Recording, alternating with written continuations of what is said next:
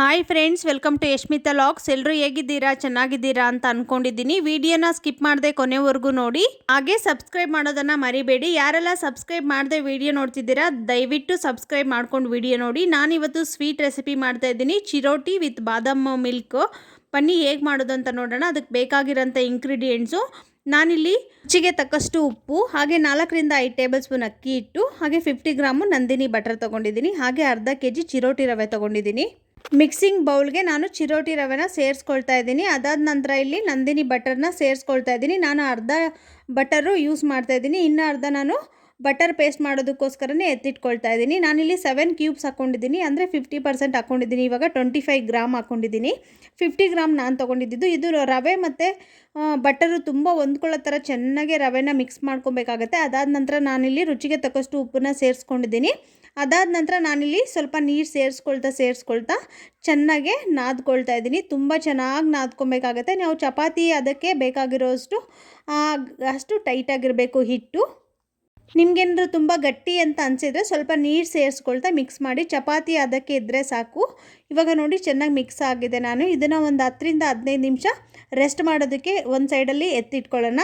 ಅಷ್ಟರಲ್ಲಿ ನಾವು ಇದಕ್ಕೆ ಬೇಕಾಗಿರೋಂಥ ಪೇಸ್ಟ್ನ ರೆಡಿ ಮಾಡ್ಕೊಳ್ಳೋಣ. ನಾನಿಲ್ಲಿ ಒಂದು 2ರಿಂದ 3 ಟೇಬಲ್ ಸ್ಪೂನು ಅಕ್ಕಿ ಹಿಟ್ಟನ್ನ ಸೇರಿಸ್ಕೊಳ್ತಾ ಇದ್ದೀನಿ. ಅದಾದ ನಂತರ ನಾನಿಲ್ಲಿ ಅರ್ಧ ಬಟರ್ ಎತ್ತಿಟ್ಟಿದ್ದೆ ಅಲ್ವಾ, ಅದನ್ನು ಸೇರಿಸ್ಕೊಳ್ತಾ ಇದ್ದೀನಿ. ನಾನಿಲ್ಲಿ ಎಲ್ಲ ಬಟರ್ನೂ ಸೇರಿಸ್ಕೊಳ್ತಾ ಇದ್ದೀನಿ.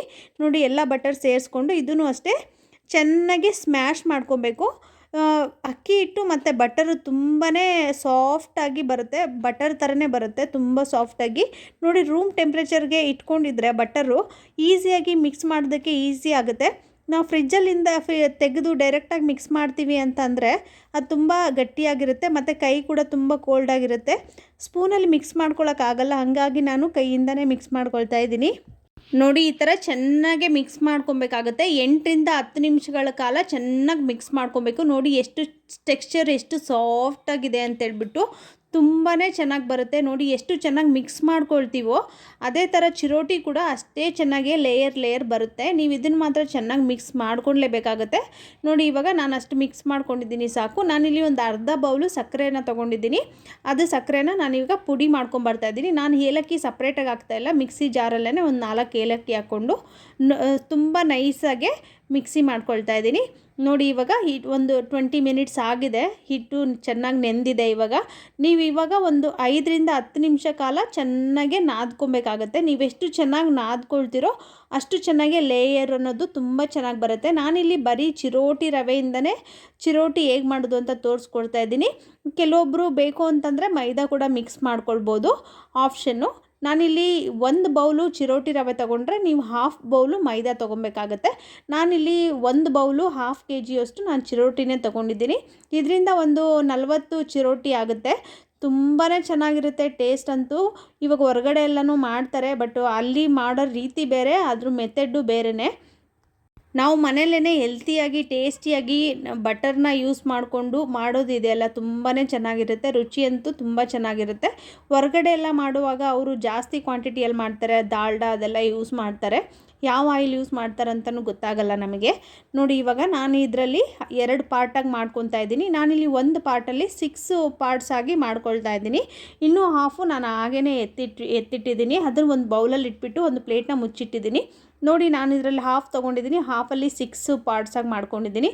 ಅದನ್ನು ಇವಾಗ ನಾನು ಚಪಾತಿ ಹಿಟ್ಟು ಹೇಗೆ ಲಟ್ಟಿಸ್ಕೊತೀವೋ ಅದೇ ಥರನೇ ಚಪಾತಿ ಥರ ಲಟ್ಟಿಸ್ಕೊಬೇಕು. ತುಂಬ ತೆಳ್ಳಗೆ ಅಲ್ಲ, ತುಂಬ ದಪ್ಪದಾಗೂ ಅಲ್ಲ, ಒಂದು ಮೀಡಿಯಮಾಗೆ ಲಟ್ಟಿಸ್ಕೊಳ್ಳಿ. ನೋಡಿ, ಇವಾಗ ನಾನು ಹಿಟ್ಟು ಹಾಕ್ಕೊಂಬಿಟ್ಟು ಮೈದಾ ಹಿಟ್ಟು ಯೂಸ್ ಮಾಡಿದ್ದೀನಿ ಇದನ್ನು ಉಜ್ಕೊಳ್ಳೋದಕ್ಕೆ. ಸೇಮ್ ನಾವು ಚಪಾತಿ ಹೇಗೆಲ್ಲ ಲಟ್ಟಿಸ್ಕೊತೀವೋ ಅದೇ ಥರನೇ ಉಜ್ಕೊಬೇಕಾಗತ್ತೆ.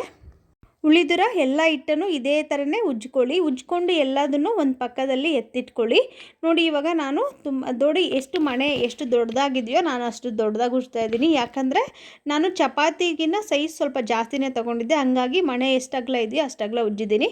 ಇವಾಗ ನಾವು ಬಟರು ಮತ್ತು ಅಕ್ಕಿ ಹಿಟ್ಟನ್ನ ಮಿಕ್ಸ್ ಮಾಡಿಕೊಂಡು ಪೇಸ್ಟ್ ಮಾಡಿಟ್ಕೊಂಡಿದ್ವಲ್ಲ, ಅದನ್ನು ಒಂದೊಂದಕ್ಕೆ ಎಲ್ಲ ಲೇಯರ್ಸ್ಗೂ ಅಪ್ಲೈ ಮಾಡಬೇಕಾಗುತ್ತೆ. ಈ ಥರ ಅಪ್ಲೈ ಮಾಡಿಬಿಟ್ಟು ಸಿಲಿಂಡ್ರಿಕಲ್ ಶೇಪಲ್ಲಿ ಸ್ವಲ್ಪ ಆಯಿಲ್ ಹಾಕ್ಬಿಟ್ಟು ಈ ಥರ ಚಿಕ್ಕದಾಗಿ ಕಟ್ ಮಾಡ್ಕೊಳ್ಳಿ.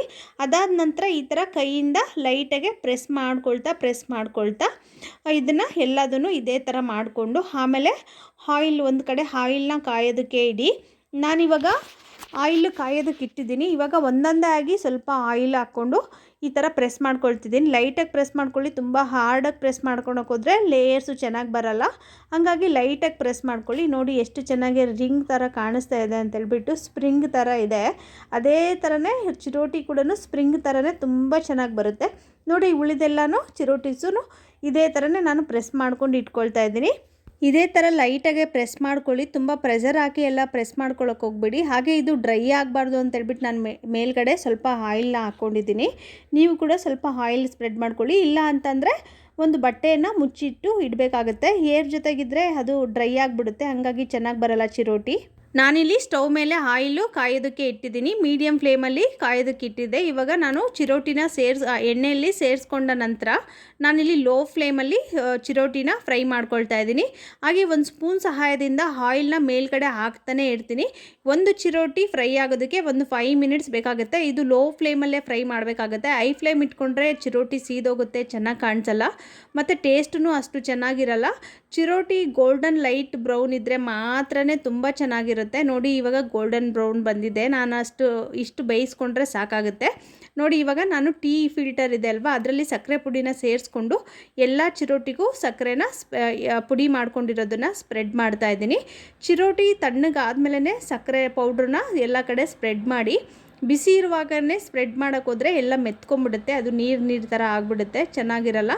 ತುಂಬ ಚೆನ್ನಾಗಿ ಬರುತ್ತೆ, ಕ್ರಿಸ್ಪಿಯಾಗಿ ಬರುತ್ತೆ. ನೋಡಿ ಎಷ್ಟು ಚೆನ್ನಾಗಿದೆ ಅಂತೇಳ್ಬಿಟ್ಟು ನೀವು ಹೊರಗಡೆ ಎಲ್ಲ ತಿಂದಿರಲ್ವ, ಅದಕ್ಕಿಂತ ತುಂಬ ಚೆನ್ನಾಗಿರುತ್ತೆ, ಹೆಲ್ತಿಯಾಗಿಯೂ ಇರುತ್ತೆ. ಇದೇ ರೀತಿ ನೀವು ಮನೇಲಿ ಮಾಡಿ ನಾನು ಹೇಳೋವಂಥ ಸ್ಟಿಪ್ನ ಎಲ್ಲ ಫಾಲೋ ಮಾಡಿ 100% ಚೆನ್ನಾಗಿ ಬರುತ್ತೆ. ಬನ್ನಿ ಇವಾಗ ಬಾದಾಮ್ ಮಿಲ್ಕ್ ಹೇಗೆ ಮಾಡೋದು ಅಂತ ಬನ್ನಿ ನೋಡೋಣ. ನಾನೀಗ ಒಂದು 10ರಿಂದ 15 ಬಾದಾಮನ್ನ ನೀರಲ್ಲಿ ನೆನೆಸಿಟ್ಟಿದ್ದೆ. ಇದೊಂದು 2-3 ಅವರ್ ನೆನೆಸಿದ್ರೆ ಸಾಕಾಗುತ್ತೆ. ಇವಾಗ ಎಲ್ಲದನ್ನು ಸಿಪ್ಪೆನ ಬಿಡಿಸ್ಕೊಳ್ತಾ ಇದ್ದೀನಿ. ಎಲ್ಲ ಬಾದಾಮ್ದು ಇದೇ ಥರ ನೀವು ಸಿಪ್ಪೆನ ಬಿಡಿಸ್ಕೊಂಡ ನಂತರ ಒಂದು ಜಾರ್ಗೆ ಸೇರಿಸ್ಕೊಳ್ಳಿ. ಆ ಜಾರ್ ಜೊತೆಗೆ ಇವಾಗ ನೋಡಿ ಎಲ್ಲ ಸಿಪ್ಪೆ ತೆಗೆದು ಹಾಕ್ಕೊಂಡಿದ್ದೀನಿ. ನಾನಿವಾಗ ಅದ್ರ ಜೊತೆಗೆ ಒಂದು ಸ್ವಲ್ಪ ಮಿಲ್ಕ್ನ ಸೇರಿಸ್ಕೊಳ್ತಾ ಇದ್ದೀನಿ. ನೀವು ತಣ್ಣಗಾಗಿರೋದಾದರೂ ಮಿಲ್ಕ್ ತೊಗೊಬೋದು, ಹಾಗೆಯೇ ಕಾಯಿಸ್ಬಿಟ್ಟಾದರೂ ತಣ್ಣಗೆ ಮಾಡಿದ್ಮೇಲೆ ತೊಗೊಬೋದು.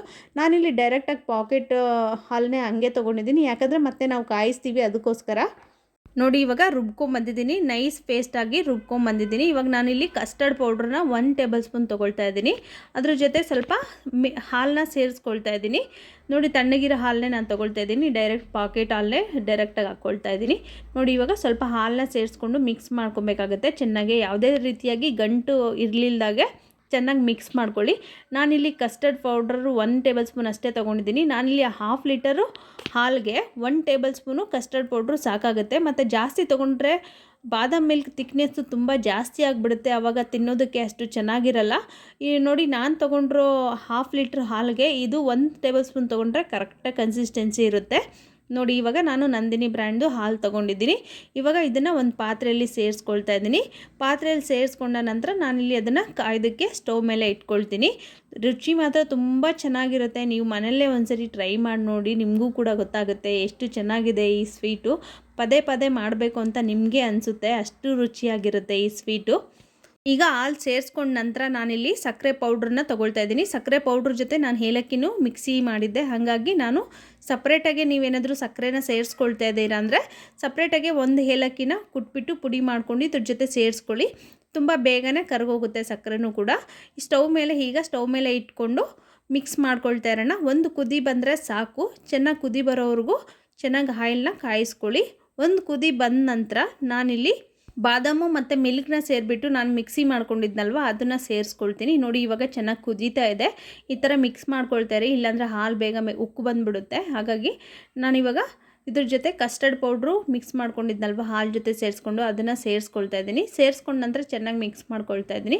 ಅದಾದ ನಂತರ ನಾನಿಲ್ಲಿ ಬಾದಾಮು ಮತ್ತು ಮಿಲ್ಕ್ ಸೇರಿಸ್ಕೊಂಡು ಮಿಕ್ಸಿ ಮಾಡ್ಕೊಂಡಿದ್ನಲ್ವ ರುಬ್ಕೊಂಡಿದ್ದೆ, ಅದನ್ನು ಕೂಡ ಸೇರಿಸ್ಕೊಳ್ತಾ ಇದ್ದೀನಿ. ತುಂಬ ನೈಸಾಗೆ ಮಿಕ್ಸಿಗೆ ಹಾಕ್ಕೊಂಡಿರಲಿಲ್ಲ ನಾನು, ಸ್ವಲ್ಪ ತರಿಯಾಗಿತ್ತು.